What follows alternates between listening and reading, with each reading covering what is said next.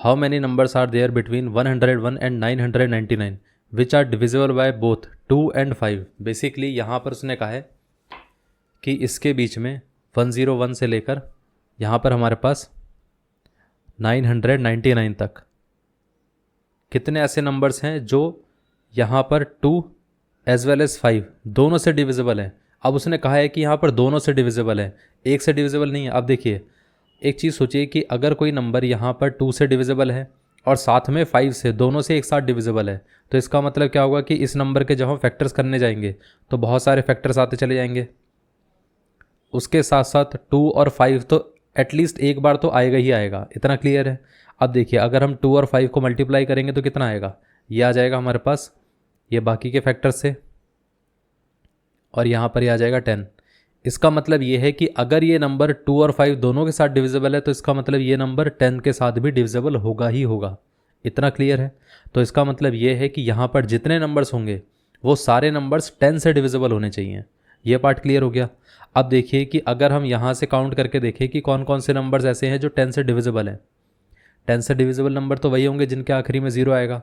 तो इसका मतलब जो हमारे पास लीस्ट नंबर रहेगा यहाँ पर वो कौन सा रहेगा, 110, फिर उसके बाद 120, फिर उसके बाद 130। ऐसे करते करते कहाँ तक हम जाएंगे, अगर लास्ट में देखें तो 990 तक जाएंगे, क्योंकि 990 के बाद क्या आ जाएगा, 1000 आ जाएगा। 1000 तो 999 से बड़ा है और हमें इसके बीच के नंबर चाहिए। तो मतलब हमारे पास पूरी एपी क्या रहेगी, ये वाली रहेगी। अब इस एपी के अंदर अगर हम ध्यान से देखें तो इसका जो फर्स्ट टर्म है वो क्या है, वो है हमारे पास 110। कॉमन डिफरेंस कितना आ गया, वो आ गया 10। और ये जो हमारे पास nth टर्म है वो कितना है, वो है 990। अब यहाँ से हमें n निकालना है कितना है। अब देखिए यहाँ से अगर हम देखें तो हम ऐसा लिख सकते हैं ना कि an is equal to a plus n minus 1 into D, और an की वैल्यू थी 990 और यहाँ पर a कितना था 110 plus n minus 1 into D कितना है 10। इतना क्लियर है। अब पूरी इक्वेशन को अगर हम 10 से डिवाइड करेंगे तो कितना आ जाएगा, ये तो कैंसिल आउट हो जाएगा, यहाँ से 0 चला गया, यहाँ से ये चला गया। अब 99 इज इक्वल टू कितना रहेगा, 11 plus n minus 1 which is 99 is equal to 10 plus n।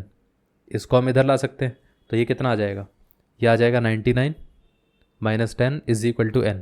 तो n की वैल्यू कितनी आ गई, 89। इतना क्लियर है। तो ये आंसर है, ये पार्ट क्लियर हो गया। तो मतलब हमारे पास 89 नंबर्स हैं जो इसके बीच में आएंगे। सो हम ऐसा बोल सकते हैं ना कि यहाँ पर 89 numbers are there in between 101 and 999 which are divisible by both 2 and 5। That's it, ये आंसर था।